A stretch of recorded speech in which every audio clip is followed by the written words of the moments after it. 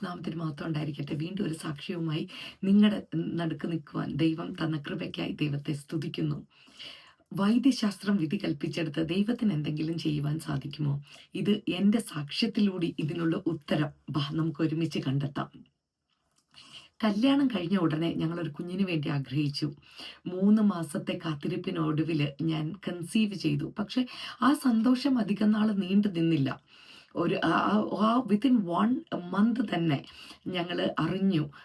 6 വീക്സിൽ ഞങ്ങൾ അറിഞ്ഞു അത് ഞാൻ എക്ടോപിക് പ്രഗ്നൻസി ആയിരുന്നു. ഞാൻ ട്യൂബിലായിരുന്നു കൺസീവ് ചെയ്തത്. ഒരു എമർജൻസി സർജറി വേണ്ടി വന്നു. എമർജൻസി സർജറിയിലൂടെ അവർ പറഞ്ഞു, പക്ഷേ എൻ്റെ ട്യൂബ് ഞാൻ സേവ് ചെയ്യാൻ ശ്രമിക്കുമെന്ന് പറഞ്ഞായിരുന്നു. ബിക്കോസ് യങ് ഏജാണ്, ഇത് വേറെ കുഞ്ഞുങ്ങളില്ലാത്തത് കൊണ്ടൊക്കെ. പക്ഷേ surgery during the time of surgery അവർ പൗച്ച് ഓഫ് ഡഗ്ലാസിലും അങ്ങനെ പല സ്ഥലത്തായിട്ട് വൈറ്റ് പാച്ചസ് കണ്ടുകൊണ്ട് അവർക്കൊരു ഡൗട്ട് ഉണ്ടായിരുന്നു എനിക്ക് ക്യാൻസർ ഉണ്ടോ ഇല്ലയോ എന്ന്. ഒന്നാമത് ടു ലേറ്റ് ആയിരുന്നു. അത് എക്ടോപിക് പ്രഗ്നൻസി ആണെന്ന് അറിയാം. അതെ, ടു ലേറ്റ് ആയിരുന്നു ഓൾറെഡി. അത് വേറൊരു സാക്ഷ്യമാണ്, മറ്റൊരു അവസരത്തിൽ ഞാനത് നിങ്ങളുമായിട്ട് ഷെയർ ചെയ്യാം. അത് ടു ലേറ്റ് ആയിരുന്നു. അതിൻ്റെ കൂടെ ഈ ക്യാൻസറും ഡൗട്ട് ആയതുകൊണ്ട് അവർക്ക് ട്യൂബ് സേവ് ചെയ്യാൻ അവർക്ക് പറ്റിയില്ല. അത് കഴിഞ്ഞ് പിന്നെ ബെഡ് റെസ്റ്റിൻ്റെ സമയത്ത് അതൊരു സാധാരണമായി നോർമൽ ബെഡ് റെസ്റ്റ് ഒന്നും അല്ലായിരുന്നു. ആ ടൈമിൽ ഈ ക്യാൻസർ അവർ സസ്പെക്ട് ചെയ്തത് കൊണ്ട് തന്നെ ഞാൻ MRI സ്കാനിങ്, മറ്റു ട്രീറ്റ്മെൻറ്റ്സ്, ബ്ലഡ് ടെസ്റ്റിനൊക്കെ ഞാൻ കടന്നു പോയിക്കൊണ്ടിരിക്കുന്ന സമയമായിരുന്നു അതൊക്കെ. ആ സമയത്ത് അവധിയായിട്ട് സിക്കായിട്ട് വീട്ടിൽ ഇരിക്കുന്ന ടൈമായിരുന്നു. പക്ഷെ എനിക്കിതിനെല്ലാം കടന്നു പോയിക്കൊണ്ടിരിക്കേണ്ട വന്നിരുന്നു. ആ സമയത്ത് ഞങ്ങൾ അന്ന് ഒരു പാസിൻ്റെ കൂടെയാണ് ഞങ്ങൾ വീട് ഷെയർ ചെയ്തിരുന്നത്. അവർ ആ ചർച്ച് ഞങ്ങൾക്ക് വേണ്ടിയിട്ട് പ്രാർത്ഥിച്ചിരുന്നു. ഞാൻ ജനിച്ചു വളർന്നതെല്ലാം ഒരു യാക്കോബായ കുടുംബത്തിലായിരുന്നു. ഞാൻ ആ പ്രേയറിന് ഒരു പെന്തക്കോസ്ത് പ്രേയറിന് ഞാൻ പോകുന്നുമില്ലായിരുന്നു. അതെന്താണെന്നൊട്ട് എനിക്ക് അറിയത്തുമില്ലായിരുന്നു. പക്ഷേ ഈ അവസ്ഥയിൽ ആ ചർച്ച് ഞങ്ങൾക്ക് വേണ്ടി പ്രാർത്ഥിച്ചു കൊണ്ടിരുന്നിരുന്നു. ആ പ്രാർത്ഥനയുടെ ഫലമായി അറ്റ് ദ എൻഡ് ആ റിസൾട്ട് എല്ലാം വന്നപ്പം എനിക്ക് ക്യാൻസർ ഇല്ല എന്നും പറഞ്ഞുകൊണ്ട് അത് നെഗറ്റീവ് ആയിട്ടാണ് റിസൾട്ട്സ് എല്ലാം വന്നത്. അത് കഴിഞ്ഞ് വീണ്ടും ഫേർദർ ടെസ്റ്റിംഗ് കാര്യങ്ങളും എല്ലാം ചെയ്തപ്പോഴത്തേന് എനിക്ക് തൈറോയിഡിൻ്റെ പ്രോബ്ലംസ് ഉണ്ടെന്ന് കണ്ടുപിടിച്ചു. അപ്പം തൈറോയിഡ് എന്ത് നോക്കിയിട്ടും തൈറോയിഡ് അണ്ടർ കൺട്രോൾ ആകുന്നില്ലായിരുന്നു. എങ്ങനെ നോക്കിയാലും മരുന്ന് കൂട്ടിയാലും കുറച്ചാലും ഒന്നും ഇത് അണ്ടർ കൺട്രോൾ ആയിട്ട് വരുന്നില്ലായിരുന്നു. അപ്പോൾ എങ്ങനെ ട്രൈ ചെയ്തിട്ടും ഒരു രക്ഷയും ഇല്ലാത്തതുകൊണ്ട് ആ കൺസൾട്ടൻറ്റ് എൻഡോക്രൈനോളജിസ്റ്റ് എൻ്റെ അടുത്തൊരു ദിവസം പറഞ്ഞു, I'm sorry to tell you, എനിക്കറിയാം നിനക്ക് ഇത് ഇത് ഈസി ആയിട്ട് ഡൈജസ്റ്റ് ചെയ്യാൻ പറ്റത്തില്ലെന്ന്, but I'm sorry to tell you, നിനക്ക് കുഞ്ഞുങ്ങളുണ്ടാവത്തില്ല, നിനക്ക് കൺസീവ് ചെയ്യാൻ പറ്റത്തില്ല. അതിന് പുള്ളി എൻ്റെ അടുത്ത് പറഞ്ഞ റീസൺസ്, എനിക്ക് ഒന്നാമതെ ഒരു ട്യൂബ് അവർ സെൽഫ് ഇൻജെക്ടമി ചെയ്തു, ട്യൂബ് ഓൾറെഡി റിമൂവ് ചെയ്തു എക്ടോപിക് സർജറി ആയത് കാരണം. രണ്ടാമത് എൻ്റെ തൈറോയിഡ് അണ്ടർ കൺട്രോൾ അല്ല. മൂന്നാമത് തൈറോയ്ഡ് അണ്ടർ കൺട്രോൾ അല്ലാത്തത് കൊണ്ട് തന്നെ ഭയങ്കരമായിട്ട് ഞാൻ വെയിറ്റ് ഗെയിൻ ചെയ്യാൻ തുടങ്ങിയിരുന്നു. അങ്ങനെ ഭയങ്കരമായിട്ട് ഞാൻ വെരി ഹ്യൂജ് ആയിട്ടുണ്ടായിരുന്നു. അപ്പം ഇതെല്ലാം കണക്കിലെടുത്തിട്ട് പുള്ളി എൻ്റെ അടുത്ത് പറഞ്ഞു, നിനക്ക് ഒരു കുഞ്ഞുണ്ടാവൽ അസാധ്യമെന്ന്. ഈ സമയത്ത് ഞാൻ ആ ബെഡ് റെസ്റ്റിലൊക്കെ ഇരുന്ന സമയത്ത് ഞാൻ ആ ചർച്ചിൽ പോകാനും അവരുടെ പ്രേയേഴ്സൊക്കെ അറ്റൻഡ് ചെയ്യാനൊക്കെ ഞാൻ തുടങ്ങിയിരുന്നു. അതോടുകൂടി വചനം വായിക്കാൻ തുടങ്ങി. സത്യം മനസ്സിലാക്കണമെന്നുള്ള ആഗ്രഹത്തിൽ വചനം വായിക്കാനും എല്ലാം ഞാൻ തുടങ്ങിയതുകൊണ്ട് വചനം എന്നോട് സംസാരിക്കാൻ തുടങ്ങിയിരുന്ന ടൈമായിരുന്നു. എനിക്ക് ഭയങ്കരമായിട്ട് സങ്കടമോ ഒന്നും ആ കൺസൾട്ടൻ്റ് അങ്ങനെ പറയുമ്പോൾ എനിക്കൊരു സങ്കടമോ ദുഃഖമോ ഒന്നും എനിക്ക് തോന്നിയില്ല. പകരം എനിക്ക് തോന്നിയത്, ദൈവം എനിക്ക് തുണ, ഞാൻ ആരെ പേടിക്കണം? ഒരു ഐസായ 12:2 പറയുന്ന പോലെ, ഇതാ ദൈവം എൻ്റെ രക്ഷ, യഹോവയായ യാഹ് എൻ്റെ ബലവും എൻ്റെ ഗീതവും ആയിരിക്കൊണ്ടും അവൻ എൻ്റെ രക്ഷയായി തീർന്നിരിക്കൊണ്ട് ഞാൻ ഭയപ്പെടാതെ ആശ്രയിക്കും. എനിക്ക് ഭയങ്കര ധൈര്യമാണ്. വചനത്തിൽ നിന്നൊരു ധൈര്യം എനിക്ക് കിട്ടാൻ തുടങ്ങി. അതുകൊണ്ട് തന്നെ ഞാൻ ചിരിച്ചുകൊണ്ട് കൺസൾട്ടൻറ്റിൻ്റെ അടുത്ത് ഞാൻ ചിരിച്ചുകൊണ്ട് പറഞ്ഞു, എനിക്ക് ഭയമില്ല. ഞാൻ പറഞ്ഞു, ദൈവമല്ലേ തീരുമാനിക്കുന്നത്, ലെറ്റ് ഗോഡ് ഡിസൈഡ് എന്നും പറഞ്ഞുകൊണ്ട് ഞാൻ പോന്നു.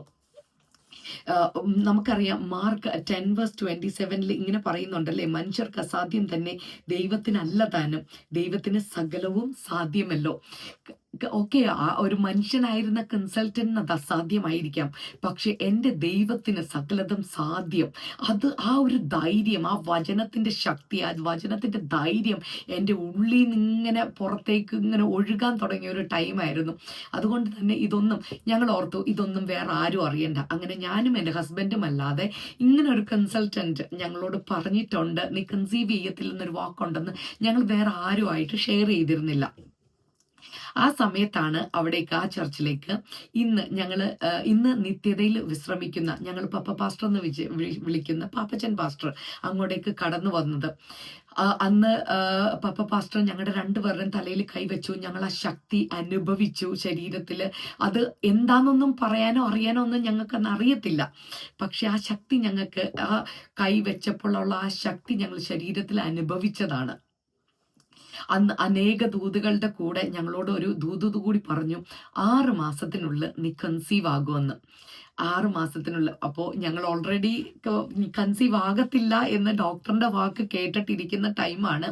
അപ്പോഴാണ് ഒരു പാസ്റ്റർ, പപ്പ പാസ്റ്റർ വന്നിട്ട് ദൂത് പറയുന്ന 6 മാസത്തിനുള്ളിൽ നീ കൺസീവ് ചെയ്യുമെന്ന്. ഞങ്ങൾ ദൂതിനെ സ്വീകരിച്ചു. കാരണം അന്നേരം വചനത്തിന്റെ ശക്തി ഞങ്ങളുടെ ഉള്ളില് നിന്ന് എന്താ പറയുക, ഒഴുകുന്ന, ആ ഉള്ളിൽ നിന്ന് ഒഴുകുന്ന ഒരു അവസ്ഥയായിരുന്നു. വചനത്തിന്റെ പവർ ഞങ്ങൾ ജീവിതത്തിൽ രുചിച്ചറിയുന്ന ടൈമായിരുന്നു. ദൈവത്തിനൊന്നും അസാധ്യമല്ലെന്ന് ഞാൻ മനസ്സിലാക്കുന്ന ഓരോ പാട്ട് പോലും അന്നേരം എന്നോട് സംസാരിക്കും. ആരാധനയ്ക്കൊക്കെ പാടുന്ന പാട്ട് പോലും എന്നോട് സംസാരിക്കുന്ന ടൈമുകളായിരുന്നു അതെല്ലാം. അപ്പൊ അതുകൊണ്ട് ഞങ്ങൾ ആ വചനത്തെ, ആ ദൂതിനെ സ്വീകരിച്ചു. ഞങ്ങൾ പ്രാർത്ഥിച്ചുകൊണ്ടിരുന്നു. പപ്പ പാസ്റ്റർ ഈ ദൂത് പറഞ്ഞ് 3-ാം മാസം ഞാൻ കൺസീവ് ചെയ്തു എന്ന് പറഞ്ഞാലും അതൊരു ഈസി പ്രഗ്നൻസി ഒന്നും അല്ലായിരുന്നു. ഭയങ്കര ബുദ്ധിമുട്ടായിരുന്നു. ആദ്യം മുതലേ ബ്ലീഡിങ് ആയിരുന്നു. പിന്നെ നിർത്താതെ ചുമ.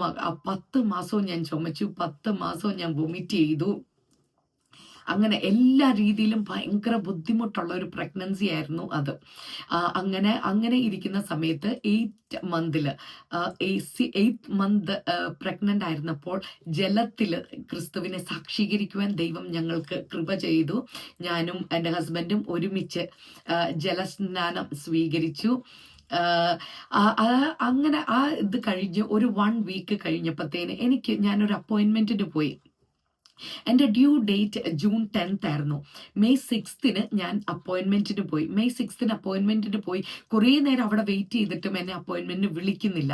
അപ്പം ഞാൻ ചെന്ന് റിസപ്ഷനിസ്റ്റിനോട് സംസാരിച്ചപ്പോൾ അന്നേരമാണ് അവർ ഇതെല്ലാം കമ്പ്യൂട്ടറും എല്ലാം ബുക്കെല്ലാം ചെക്ക് ചെയ്തിട്ട് അവർ പറഞ്ഞു, അയ്യോ എന്താ പറയണേ, നിന്റെ അപ്പോയിൻമെന്റ് നെക്സ്റ്റ് വീക്കാണ്, നീ 1 വീക്ക് ഏർലിയാ വന്നിരിക്കുന്നതെന്ന്. അപ്പോൾ ഞാൻ എൻ്റെ ബുക്കെല്ലാം എടുത്ത് നോക്കിയപ്പോൾ ശരിയാണ്, എനിക്ക് തെറ്റ് പറ്റിയതാ. പക്ഷെ എൻ്റെ അവസ്ഥയും, ഞാൻ ഹ്യൂജ് ആയിരുന്നു. പറഞ്ഞ പോലെ തന്നെ തൈറോയിഡ് കൺട്രോൾ അല്ല, അതിൻ്റെ കൂടെ പ്രഗ്നന്റ്, ഞാൻ ഭയങ്കര ഹ്യൂജ് ആയിരുന്നു. എൻ്റെ അവസ്ഥയും ഇത്രയും എന്താ പറഞ്ഞ ഞാൻ ട്രാവൽ ചെയ്ത് വന്നതെല്ലാം പരിഗണിച്ച് അവർ പറഞ്ഞു അന്ന് എന്തോ എന്താ പറഞ്ഞ കൃപയാൽ വലിയ തിരക്കുമില്ലായിരുന്നു. ഇവിടെ മിഡ് വൈഫ് അപ്പോയിൻമെന്റിനൊക്കെ പോയവർക്കറിയാം, മണിക്കൂറുകൾ വെയിറ്റ് ചെയ്താലാണ് എന്താ പറയണ നമുക്ക് ടൈം തന്നിട്ടുണ്ടെങ്കിൽ പോലും ഒരിക്കലും ആ ടൈമിലൊന്നും വിളിക്കലൊന്നും ഉണ്ടാവത്തില്ല.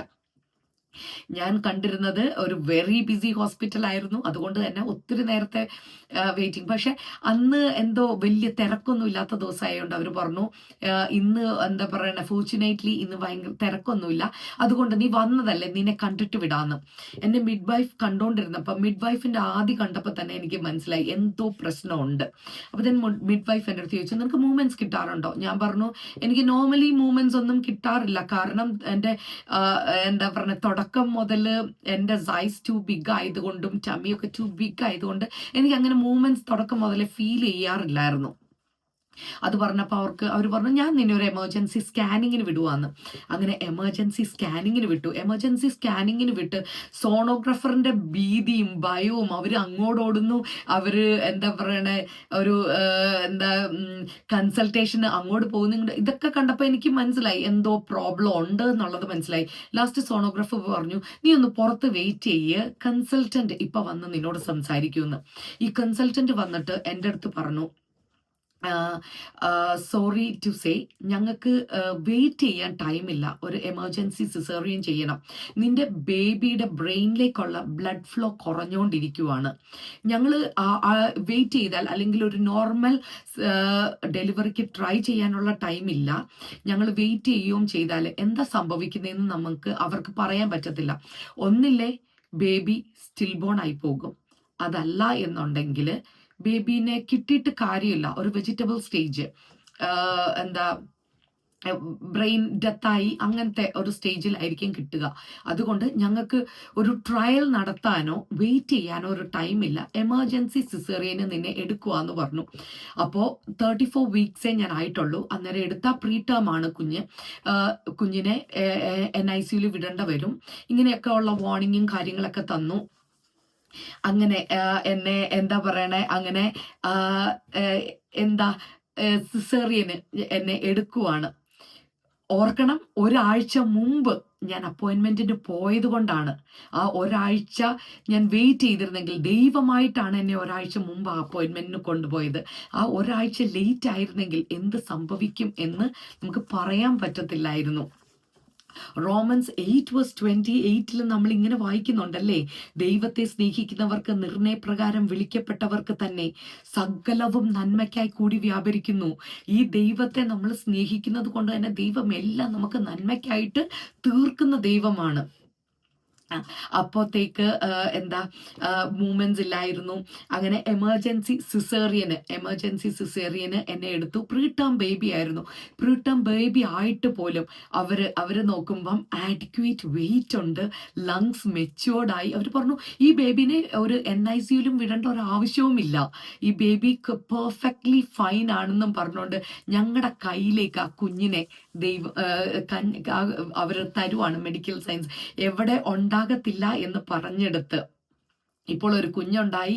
അത് മെന്റലി റിട്ടാർഡഡ് ആകും, വെജിറ്റബിൾ സ്റ്റേജ് ആയി പോകും, സ്റ്റിൽ ബോൺ ആകും എന്നൊക്കെ പറഞ്ഞെടുത്ത് NICU വിടണം എന്നൊക്കെ വിധി എഴുതിയെടുത്ത് ഒരു പോറൽ പോലും ഇല്ലാതെ കംപ്ലീറ്റ് ഹെൽത്തി ആയിട്ട് ഇനഫ് ബർത്ത് വെയിറ്റോട് കൂടി ആ കുഞ്ഞിനെ ഞങ്ങളുടെ കരങ്ങളിലേക്ക് ഇപ്പം തരുവാണ് ചെയ്യുന്നത്. 1 Thessalonians 5:14 നമ്മൾ ഇങ്ങനെ വായിക്കുന്നുണ്ട്. 5:24 നമ്മൾ ഇങ്ങനെ വായിക്കുന്നുണ്ടല്ലേ, നിങ്ങളെ വിളിക്കുന്നവൻ വിശ്വസ്തനാകുന്നു, അവൻ അത് നിവർത്തിക്കും. നമ്മളെ വിളിച്ചൊരു ദൈവമുണ്ടോ? അവൻ പകുതി വഴി കിട്ടിട്ട് പോകുന്ന ദൈവമല്ല. അവൻ ആ അവസാനത്തോളം നമ്മളെ കൈ പിടിച്ച് നടത്തുന്ന ദൈവമാണ്. അവൻ എത്തിക്കാമെന്ന് പറഞ്ഞെടുത്ത് തുടക്കം മുതൽ, ആദ്യം ഉണ്ടാകത്തില്ലെന്ന് പറഞ്ഞു, പിന്നെ ഉണ്ടായി കഴിഞ്ഞപ്പോൾ തുടക്കം മുതൽ ബ്ലീഡിങ് ഇല്ലാത്ത പ്രശ്നങ്ങളൊന്നുമില്ല. പിന്നെ ഇങ്ങനെ എന്തൊക്കെ പറഞ്ഞോ, എന്തൊക്കെ ആരൊക്കെ എഗെയിൻസ്റ്റ് ആയിട്ട് നിന്നാലും ദൈവം ഒരു വാഗ്ദത്തം പറഞ്ഞോ, നിനക്കൊരു കുഞ്ഞിനെ തരുമെന്ന് ദൈവം പറഞ്ഞോ, അത് ദൈവം നിവർത്തിച്ചിരിക്കും. അന്ത്യം വരെ ആ ദൂതിന്റെ അവസാനം, അത് നിവർത്തീകരണം വരെ ദൈവം നമ്മളെ കൈ പിടിച്ച് ദൈവം നമ്മളെ നടത്തിയിരിക്കും. വീണ്ടും 2 Thessalonians 3:3 നമ്മൾ ഇങ്ങനെ വായിക്കുന്നുണ്ടല്ലേ, കർത്താവ് വിശ്വസ്തൻ, അവൻ നിങ്ങളെ ഉറപ്പിച്ച് ദുഷ്ടന്റെ കയ്യിൽ അകപ്പെടാതെ വണ്ണം കാത്തുകൊള്ളും. ഇത് തന്നെയാണ് എന്നെയും എൻ്റെ കുഞ്ഞിനെയും.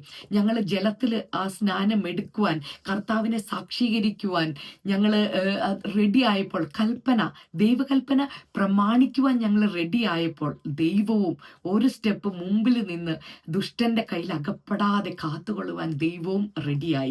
ഇത് നമ്മൾ വചനം പ്രമാണിച്ചാൽ, നമ്മൾ വചനത്തിൽ നിൽക്കുവാൻ ഡിസൈഡ് ചെയ്ത് നമ്മൾ ദൈവഹിതത്തിന് നമ്മളെ തന്നെ സമർപ്പിച്ചാൽ ഒരു ദുഷ്ടനും നമ്മളെ തൊടുവാൻ ദൈവം സമ്മതിക്കത്തില്ല. അവൻ നമ്മളെ അന്ത്യത്തോളം നിർത്തും, അവൻ നമ്മളെ കാക്കും. ബിക്കോസ് ദൈവം വിശ്വസ്തൻ. നമ്മുടെ വിശ്വസ്തത കൊണ്ടല്ല, നമ്മൾ മാറിപ്പോയേക്കാം, പക്ഷെ ദൈവം വിശ്വസ്തൻ. അവൻ നമ്മളെ ഉറപ്പിക്കും, അവൻ നമ്മളെ നിർത്തും. ഈ സാക്ഷ്യം നിങ്ങളെ ഏവരെയും ഉത്തേജിപ്പിക്കുമെന്നും നിങ്ങൾക്കും ഒരു സാക്ഷ്യമായി തീരുമെന്നും വിശ്വസിച്ചുകൊണ്ട് പ്രാർത്ഥിച്ചുകൊണ്ട് സകല മഹത്വവും ദൈവത്തിന് കൊടുത്തുകൊണ്ട് നിർത്തുന്നു. God bless you all.